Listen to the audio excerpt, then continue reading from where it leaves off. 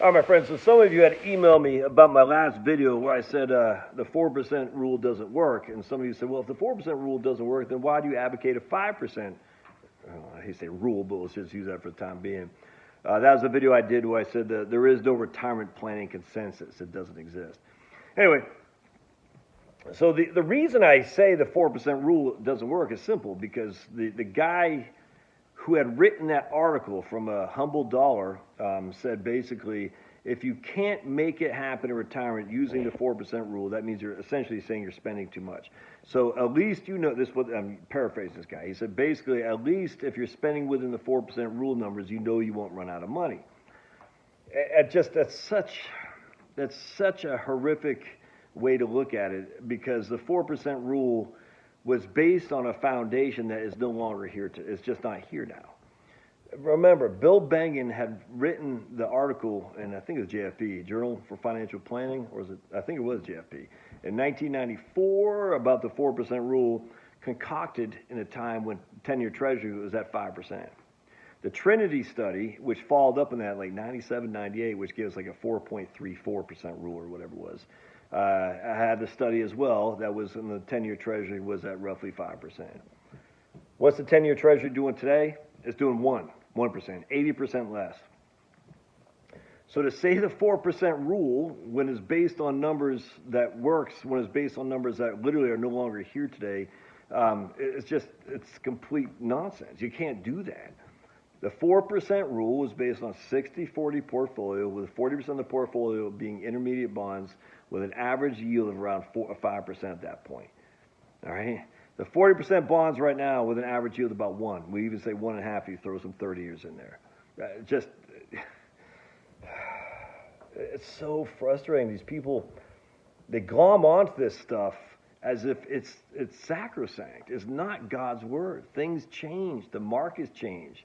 I'm not even talking about elevated stock prices. The reason the yields are so low is because elevated bond prices too. I'm not talking about that, but just think about it. In 1982, PE ratios on stocks were 8%. 8 was the PE. All right. 1982, what was the bond rates?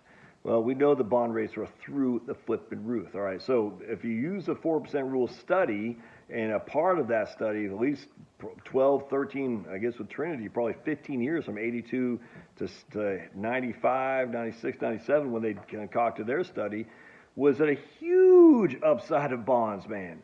The 10-year Treasury, or I don't remember, the 10-year was like 18, something like that. The 30-year Treasury was at 15.25. So you're making 15.25 on your money, and that's a 30-year. So if you're using the 4% rule when the yields on bonds are 4% or 5%, and the prices were way low, and now the prices just went up, if that's a good portion of your 4% rule, that is a very misleading data set to look at that going forward, because right now the prices are way high and the yields are way low. You can't use that number, man. You cannot. So my point was, this guy was basically making the argument that the 4% rule, if you live within it, at least you know you won't run out of money. I'm like, it's trite. And I'm not trying to bag on this guy, but I'm just like, stop. Hey, each individual's retirement plan is unique. So the idea there's one rule that covers them all, one ring to rule them all, one rule to rule them all, it's silly. But part two of that, again, as a 4% rule, the reason I don't like to begin with, obviously the interest rates being different than they were now, so that immediately invalidates this idea that the 4% rule assures you will not run out of money. The reason I like it is because assumed your spending was going to go up each and every year with inflation at a fixed linear rate. It's kind of like the 4% rule, and the people, the proponents of it, look at spending linear like rookie advisors would do, that say, well, the market average is 10% a year, so if you're only taking 8% a year, you're putting 2% a year back in your capital, a linear investment return. That's what rookies do. They don't realize the volatility of the markets, which is where Monte Carlo does come in handy. Same thing on expenditures. Your expenditures go at a linear rate. No, they don't. They don't know. Some years, I talked to a guy today, $7,000 for his roof. Next year, he won't have to pay $7,000 for his roof.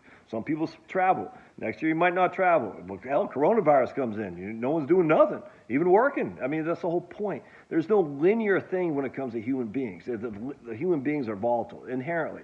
So to use a 4% rule, the linear expenditure is no different. And I just thought about that. Then a financial advisor saying you can take 8% a year off your portfolio and still add to it. You'll never tap into capital because the markets have averaged 10. It's just, that's rookie stuff. Now, did the 4% rule under banging scenarios? Yes, absolutely did. Will it? No. Could it? Sure. Will it? To say that to leave someone to believe that if I only take 4% a year out of my portfolio, I'm essentially sure I won't run out of money. It's just foolhardy, man. All right, so all those things combined. And also top that, the 4% rule doesn't include taxes as well. So I want to throw it out. Oh, buddy. Oosh, okay. Anyway, so that's the whole point. Anyway, why do I say 5%? Well, because at the end of the day, I completely agree with the people, I think it was Kitsis and somebody else, who said your average distribution rate was like 6.2 or something like that. So 50%, if you took 6.2% of your portfolio, 50% of the time you had money at your death. 50% of the time you didn't have money at death. But if you took 6.2%, ow, oof, I got a big old butt in my head. 6.2%, something like that, we'll just say 6% a year out, half the time you still had money when you die, all right? So that makes sense to me. So that's why I say 5%, because that says, look, man, by and large, we don't know what it's going to be. But if you take 5% the first year, well, hell, I guarantee if you take 5% each and every year, you won't run out of money. Why? Because you're taking a percentage out of your portfolio. Oh, not an amount adjusted for inflation. You're taking a percentage. And if your portfolio drops, that percentage stays the same, but the amount you're taking from your portfolio will drop too. But what I'm trying to say is you took 5% the first year, and then as your expenditures most likely decline, you're gonna be fine. Now, some years you might have to tighten your belt, man. Again, going back to 2008, only a fool kept spending because a 4% rule says I can keep spending. It's just no one lives like that. Reality says this is my only drawback about people who aren't professional financial planners advising on financial plans. They're book smart, but reality is no one lives like these models say. No one spends linear. No one spends when the market is going south like they did the year before when the market's way up. There is something in basic economics called the wealth effect. And it's just no one commits to a spending pattern come hell or high water, regardless of what some rule says. It just doesn't happen. So I say, look, man, at the end of the day, 5% is a nice round number to put in. It's easy to remember. You take 5% of your portfolio a year, and don't forget the 4% rule assumes you're going to live 30 years. Not very many people are going to do that. Just got off the horn with a guy today, 66, his wife is 65, not likely to live 30 years in retirement. Anyway. That's why I use the 5% rule, because it comes to common sense. Now, secondly, as I had 2 calls this morning. I got another one this afternoon. I've been busy as a bee in a bonnet. Bzz, bzz. What do they say at Georgia Tech? Buzz, buzz? I think it is. Georgia Tech's mascot's Buzz, the yellow jacket. Anyway, so why I like the 5%? Because it also says, look, you got to look at your plan on an annual basis, man. Just once a year. Where am I at? How did I do last year? Like I was telling this guy this morning. I said, all right. Stocks go up, so you got 9. So I said, look, man, put $100,000 in the Ginnie Mae. Was it $100,000 plus? I can't remember, but let's just say for simplicity, $100,000 in Ginnie Mae, $900,000 in stocks. Is that what it was? It seems like it was 60.